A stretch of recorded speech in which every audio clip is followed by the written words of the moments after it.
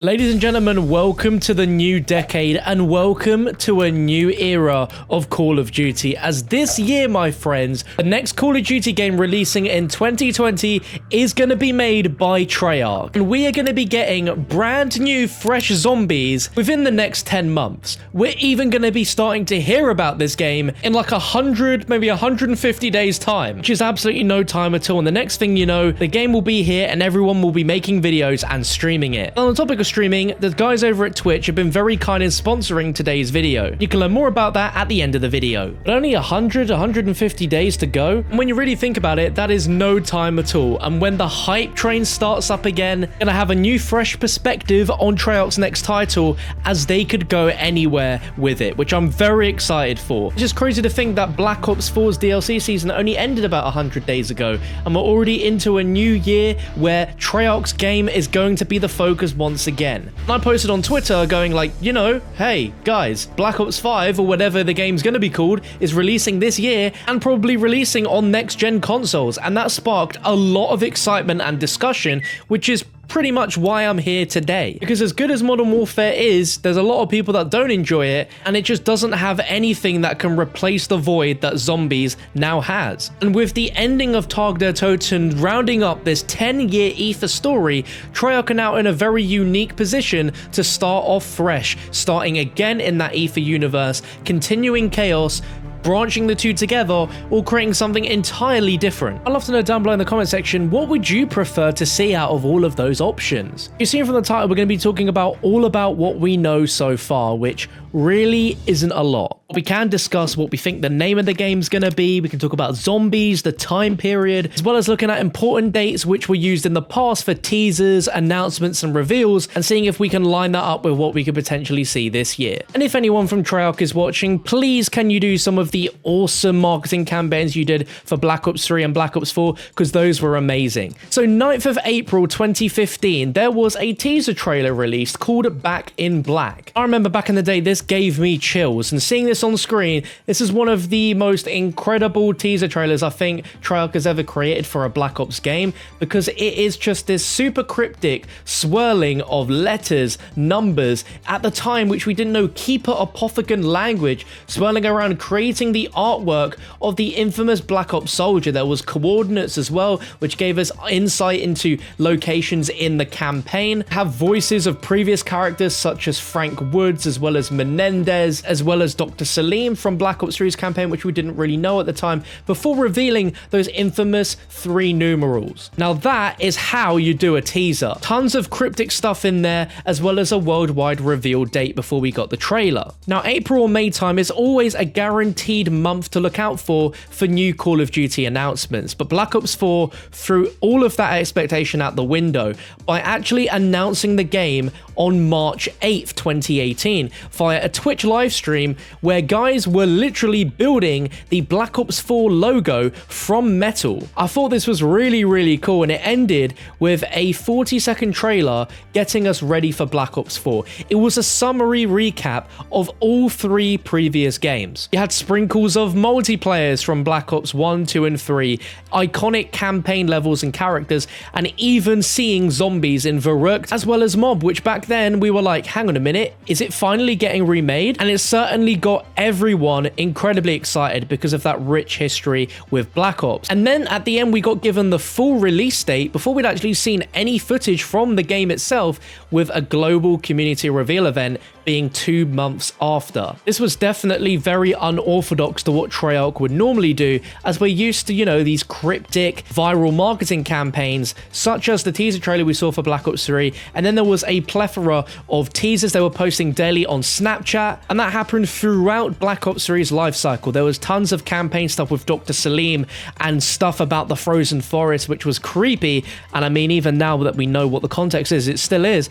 But I remember even for Zombies trailers, Memories trailers it was teased on Snapchat. And I remember they were so great because it got everyone's mouth watering, hungry for what it was actually teasing. And it's weird that as the games have gone on, Treyarch has seemed to have gotten lazy or maybe bored of spending the time making those viral marketing campaigns, but GK Nova 6 from Black Ops 1 and all the various teasers even leading up to Transit's release, where we saw like a teaser of the bus coming in, but we didn't know what was going on. There was even a 10-second trailer of someone creating the zombie shield and hitting zombies with it in the diner. There was a full-on marketing campaign of the Transit bus stopping at different bus stops, which gave you a bit of an insight into the map. That's the sort of thing that we zombie fans would absolutely love and crave, because leading up to the release of Black Ops 4 Zombies, we only had maybe a few trailers here and there, and that was it. No real crypticness besides the main poster, which was revealed before the game was shown to us, which did reveal some of the new language that's inside of the Chaos story, on top of the perk statues which were sent to community members such as myself, which also had cryptic messages on the back, but overall didn't actually mean anything in the grand scheme of the game. So with all that being said, we should expect some pretty awesome teasers, because if they've done it once before, they sure as hell can do it again. Now, leading on to what we know so far about the actual game. Well, we know that Xbox Series X and PlayStation 5 are releasing in the holiday season of 2020 this year, which means there's a very good chance that Black Ops 5 or wherever the game is will also have a release on next gen. Very similarly to what Call of Duty Ghosts had back in 2013, where it released on Xbox 360 and PS3, and then once the next gen consoles released, the game was released on those platforms the same day. So we had to wait about a month or so to get our hands on next gen COD, which at the time wasn't a humongous leap. I can imagine this time around the leap might not be humongous either, just to keep some continuity between the versions. But seeing as how powerful Xbox One X and PS4 Pro are at the moment, I think the main differences we might see is just a resolution bump as well as maybe a texture bump. Seeing as how solid and experienced Modern Warfare is right now on current consoles, I mean, it can only get better being on that engine and also having the power of next gen. So that is really exciting straight off the bat. When it comes to a potential era setting, we only have one sole bit of information to go off, which is thanks to Kotaku, who reported last year that Treyarch had to take over the development of this year's COD because it was supposed to be Sledgehammer's year this year. But after a lot of internal drama, Treyarch had to lead the development on a new Black Ops game for 2020, according to Kotaku, which is why we believe it to be Black Ops 5. And word for word, what Kotaku said is for 2020, Activision had originally switched things up, assigning Raven Studios to take a leadership role alongside Sledgehammer to make a Call of Duty game set during the Cold War. But as of very recently, that's now changed, and Treyarch is in charge of leading Black Ops 5 for 2020. And according to Kotaku as well, Treyarch will now take creative leadership on the new Black Ops, while Raven and Sledgehammer will serve as support studios for the game,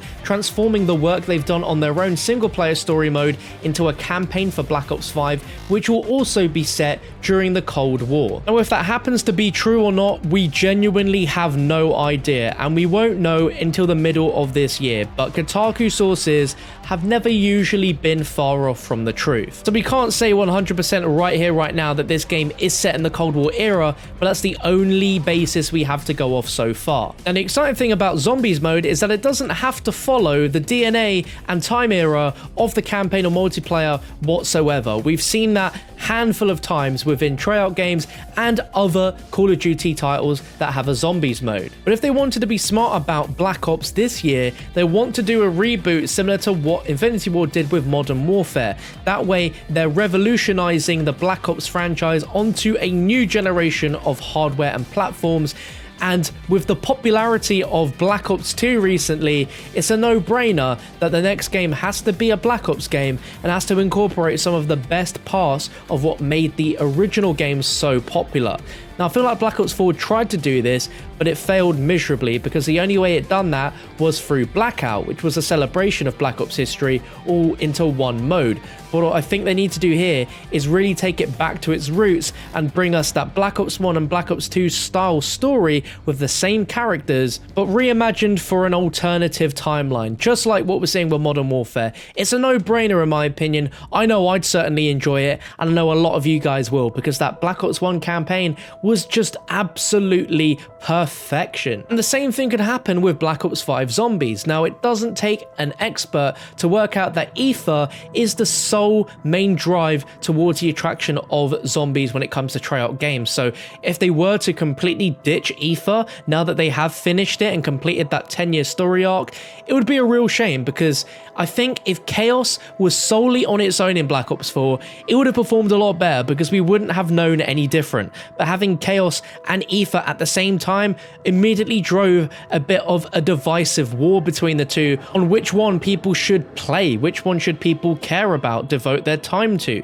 It was easier back in Black Ops 2 because Victus was the only crew that we really had. It wasn't until the final DLC that we got our characters back, and they could have done that in the same way with Black Ops 4 Zombies, but just because of how amazing Black Ops 3 was in a story sense, I feel like the focus should have always been purely on ether so that they could give it a proper ending and then start anew with a new storyline. Now, I'll be honest here and say that I am one of the people that would actually love to see what happens next in the Chaos storyline, because Ancient Evil was a really fun map and the story was going in a really exciting direction, but then just had the brakes halted immediately at that ending. But if this Black Ops game truly wants to succeed, then I feel unfortunately Chaos needs to take a back seat for a little while and ether needs to be reintroduced again. Looking back at Zombies from World at War and Black Ops 1, so many people enjoyed it for its simplistic and addictive arcade gameplay, as well as a simple story which you had to work out for yourself. That vagueness and mystery is what attracted so many people to keep playing and hunting for different details in the maps. And over time, the story has definitely become the forefront and focus, which is fantastic, but it's also become very convoluted and confusing to the average player, to the point where no one understood what was going on going through Black Ops 3 into Black Ops 4. And just like how Modern Warfare has won so many old fans of COD 4, Modern Warfare 2 onwards to play a new Call of Duty game again, they need to strip it back, make it more simple, but make it really addictive and fun again. Like, I had this thought the other week while I was watching Star Wars, and it's like, wow, now that Treyarch have like a complete finished story from start to end, and you look at Star Wars where the prequels and the original trilogy and now this new trilogy have made like a complete start to end, is there any space within the story of Zombies for it to be treated where we get prequel games with prequel stories that set up what happened in World at War, Black Ops 1, 2, 3 and 4? Or do we need to distance completely away from the ether storyline that we know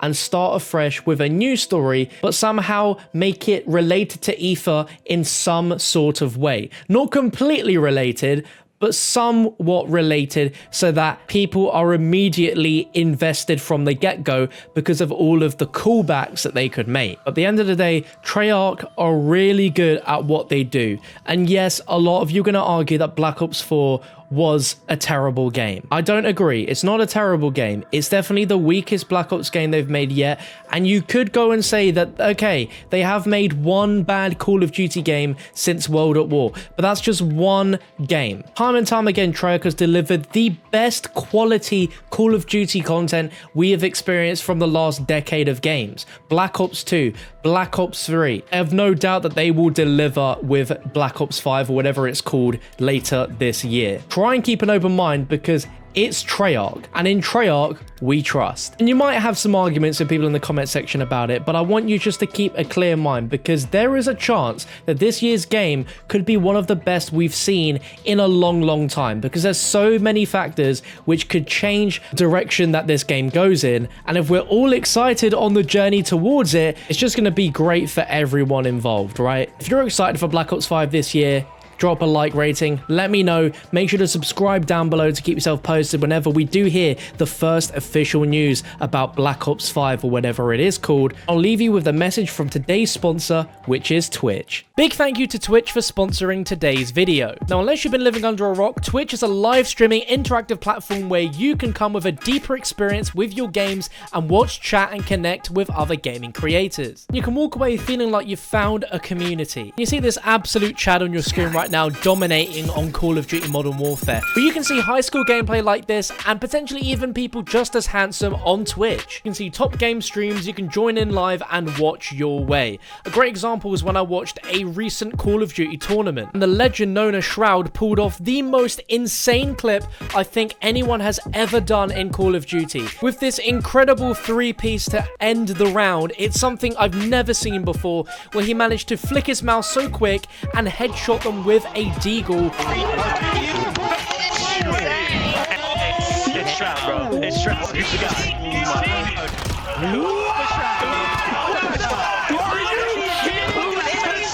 You can watch that clip a million times over and you'll still be mind blown at just how ridiculous that was. So you never know when you might see the next big play like that on Twitch. And on top of that, if you're watching a stream that has a call out says drops are enabled, you can actually earn rewards in game for watching streams. You could bag yourself an easy 30 minutes of double XP or even some exclusive calling cards and emblems just by watching streams, which is huge. If you want to watch live streams of your favorite games on Twitch TV, then be sure to check out the link in the description. Big thank you again to Twitch for sponsoring this video, and I hope you guys have an amazing day.